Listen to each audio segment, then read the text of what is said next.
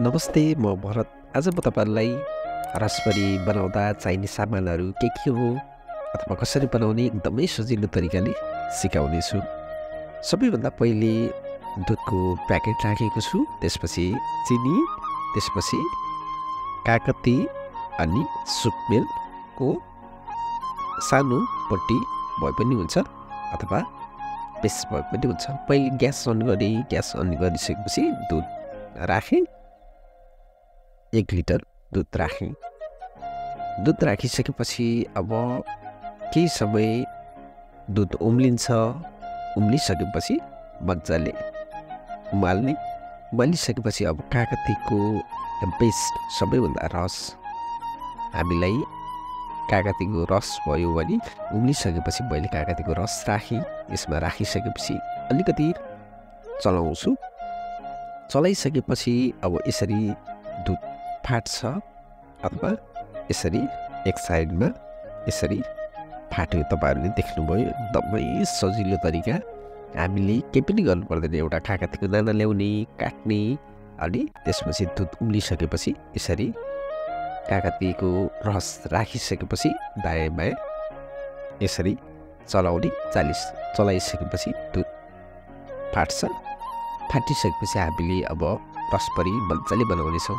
अब मैले यस्तो झाँचर लगिसकेपछि एउटा सेतो कपडा तपाईहरुले राख्नु होला। मैले कपडा राखेँ र मैले यो तयार पारेको अब रसबरीको लागि यो राखेँ यसमा झाँचरमा, काना भएको झाँचरमा। त्यसपछि सेतो कपडामा यसरी राखिसकेपछि अब यसमा पानी हुन्छ। अब म यसलाई अब के गर्छु भने अलिकति अब मैले यसलाई यसरी समात्छु। समातिसकेपछि यसरी बेरेर अलिकति बेर्यो भने हामीले यसमा भएको पानी एकदमै जान्छ। धेरै यसलाई च्याप्नु हुँदैन। हामीले फेरि रसबरी बनाउँदाखेरि फुट्ने सम्भावना हुन्छ।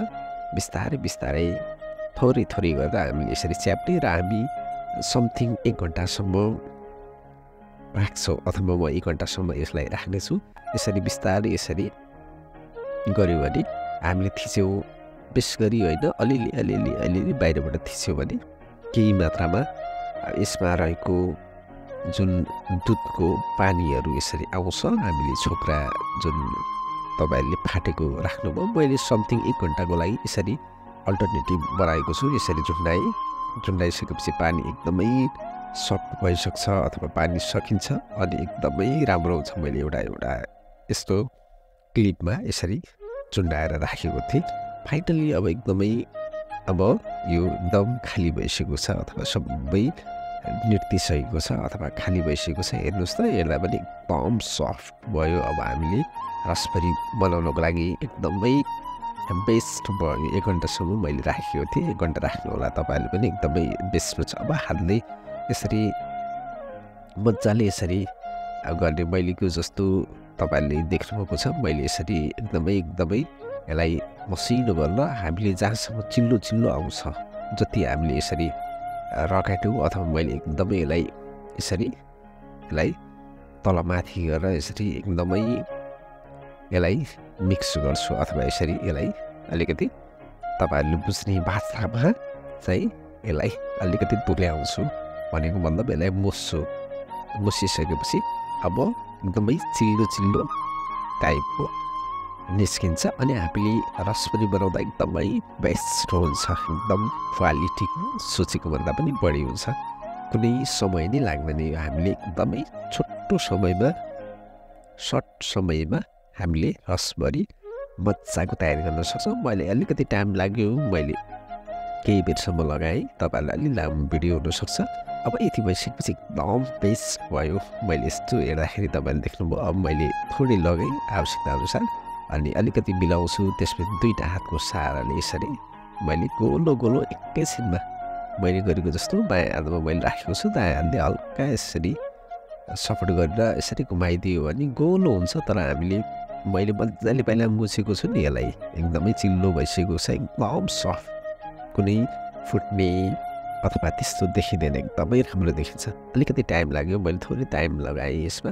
यो देख्नुभयो तपाईँले एकदम बेस्ट मैले यतापट्टि प्लेटमा राखेँ एकदमै राम्रो बन्छ यसरी कुनै अब केही पनि टाइम लाग्दैन एकदम छोटो समयमा हामीले गर्न सक्छौँ कम सामानले अथवा कम चिजले हामीले रसभरी बजारको भन्दा अथवा क्याफेको भन्दा स्विट मिसाई पसलको भन्दा अझ राम्रो बनाउन सकिन्छ एकदमै सजिलो तरिकाले तपाईँले देख्नुभएको छ मैले माया हातमा राखेको छु राखेर हल्का यसरी घुमाइदियो भने एकदमै गुलो हुन्छ किनभने मैले सुरुमा एकदमै राम्रो तरिकाले यसको सबै 1 घन्टासम्म मैले यसरी झुन्डाएर राखेको छु पानी एकदमै खाली भएको थियो चिल्लो चिल्लो पनि देख्नुभयो नि तपाईँहरूले हातमा अब यस्तो राम्रो बन्छ फेरि पनि लगेँ मैले यस्तै तपाईँसँग भएको सबै यसरी गर्नु होला मैले 1 लिटर दुधको अब कतिवटा बन्छ कम्तीमा 5-6वटा 6-7वटा पिस अलिक ठुलो बनाएको छु यसरी